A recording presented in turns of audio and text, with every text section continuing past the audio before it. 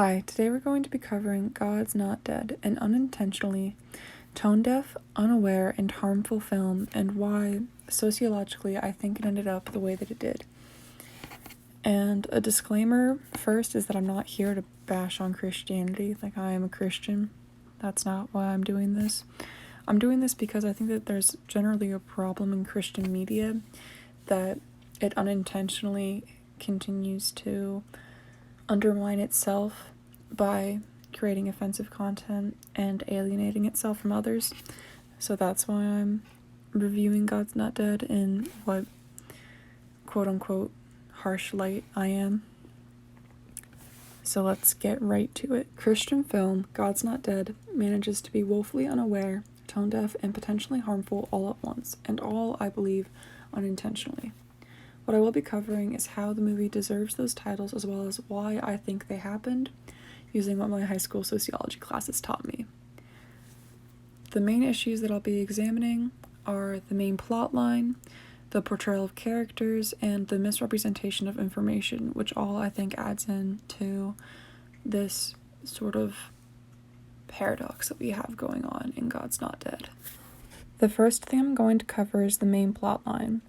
God's Not Dead follows a very specific movie format in which there is one main plot line and multiple subplots going on at the same time, and the purpose of all these subplots in the context of God's Not Dead is to show the different walks that lead to Christ.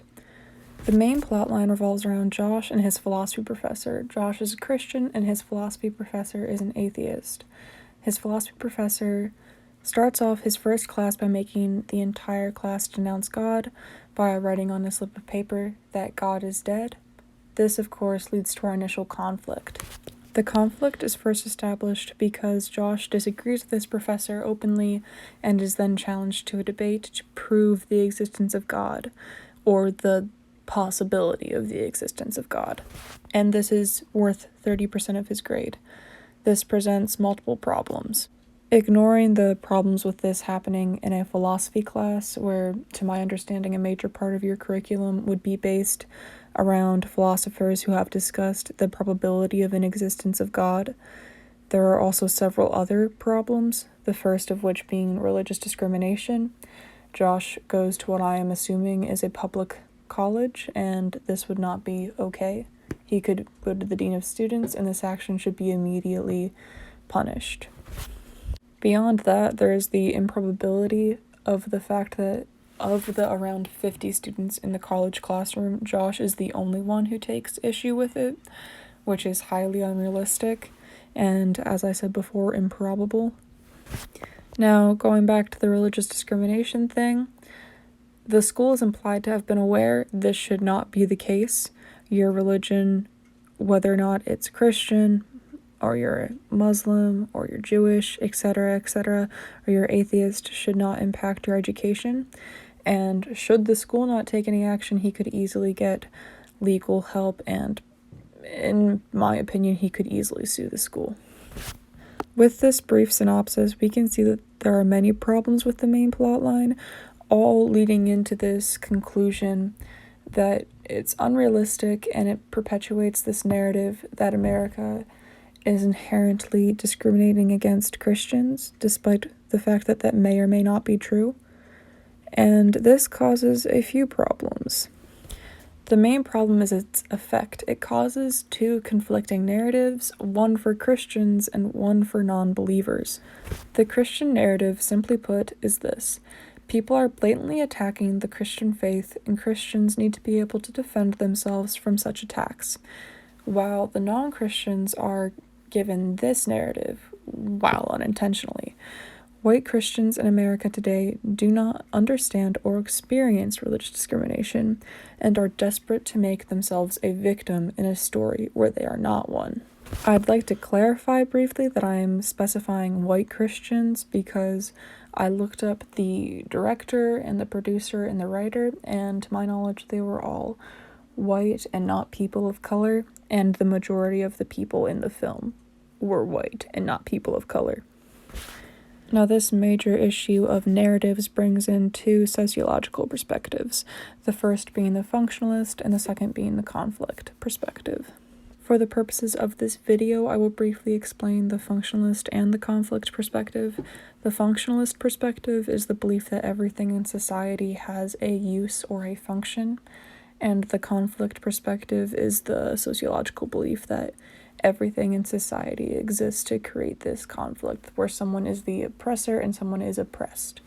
The functionalist perspective comes into play when we look at the idea of social cohesion and how that relates to religion. Using the functionalist perspective, there are a few main functions of religion. One of those is that it strengthens the bonds within social groups, aka the idea of social cohesion. And that explains why Christians are so quick to defend each other and to double down instead of having an actual dialogue when it comes to criticisms from outsiders of Christian media, doctrines, or beliefs. And that is why Christians will agree with that narrative that their faith is under attack, even if that isn't the case, because of this bond that they have within their group. Now on to the conflict perspective. The conflict perspective, as previously stated, revolves around this idea that everything in society exists to create conflict between two groups of people, creating one oppressor and one group that is oppressed. And it creates this dialogue within Christian groups that Christians are oppressed and working against the secular oppressors, and also creates this dialogue outside of Christian groups that Christians are oppressors looking to be oppressed. The next topic that I'm going to be covering is the portrayal of atheists, and there are two main problems for this larger topic, and that is attitude and backstory. In regards to attitude, the movie shows atheists as people who are inherently spiteful or hateful towards Christians. This characterization of atheists just ends up portraying the stereotype that is circulated in Christian groups, that atheists hold a grudge against Christians, and it will only deter this movie's goal, which is to share the gospel, because it is based on a stereotype not founded in reality. The other issue is backstory. The movie shows atheists as people who have either walked away from the church due to superficial reasons, or people who have walked away from the church for a perceived failure of God. It does not even attempt to portray an atheist who was just raised in a family that didn't believe in God, and it just shows a sort of ignorance regarding people of other faiths. With attitude and backstory combined, this creates an inaccurate representation of what atheists are as people. And this is where I'm going to get a little bit subjective, because I'm going to bring in my own personal experiences. And atheists, in my experience, do not judge you for your faith, try to force you to be atheists as well, or harbor a grudge against Christians. Atheists, in my experience, however, do defend their beliefs if you attack them. Defending their beliefs is not anymore an attack on your beliefs. I feel like that's where a bit of a miscommunication happens in a lot of Christian circles. I don't believe that all atheists hate God. I think that that's a misconception created by well-meaning Christians. However, an action being well-intentioned does not make it any less harmful and does not make its effects any less true. And this misconception and mischaracterization of atheists creates an inaccurate and incomplete picture that absolves Christians from blame and prevents any introspections from Christians on themselves and on the society that they create within their church. All of the atheists in this film do not actually not believe God, they've just rejected him. Case in point is the philosophy professor, who doesn't not believe that God exists. He just hates him because his mother died of cancer at a young age. And ignoring how messed up that backstory is, that is not an accurate representation of what atheists believe. These simple and unrealistic attitudes and behaviors and characterizations of atheists do not portray any realistic beliefs.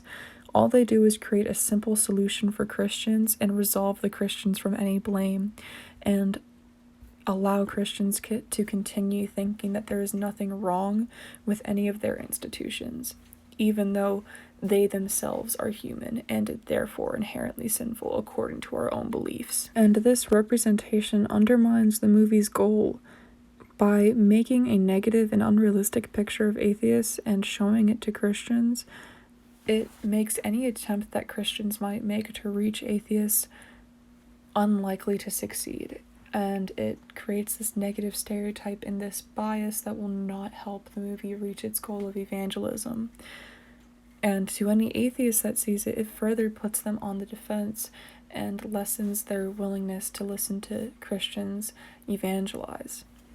This brings us to our third and final sociological perspective, the symbolic perspective, which is the idea that people assign things in society meaning, and that continues to have effect on us. In this case, the symbolic perspective is applied by the Christians labeling atheists as bad, immoral, selfish, etc., and labeling Christians as good and moral and selfless.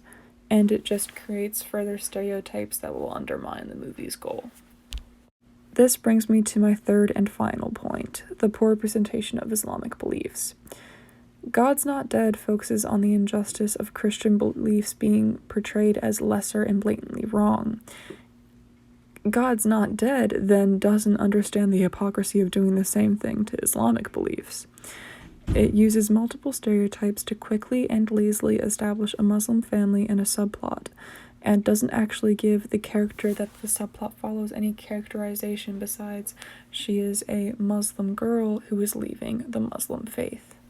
Along with the stereotype and lack of characterization that the girl has, it also just portrays her family as harsh and borderline abusive, which is a stereotype that is harmful towards people of the Islamic faith.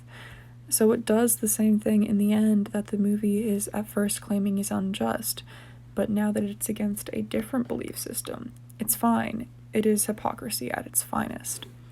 With my three main points explained, it's rather clear that although this movie is, in my opinion, well-intentioned and just wants to spread a good, hopeful message to Christians, it just ends up tone-deaf, unaware, and creates a harmful dialogue, both within and outside of the Christian community. It undermines the movie's own goal to share the gospel and encourage evangelism by actively turning people off to Christianity and equipping Christians with incorrect information and methods.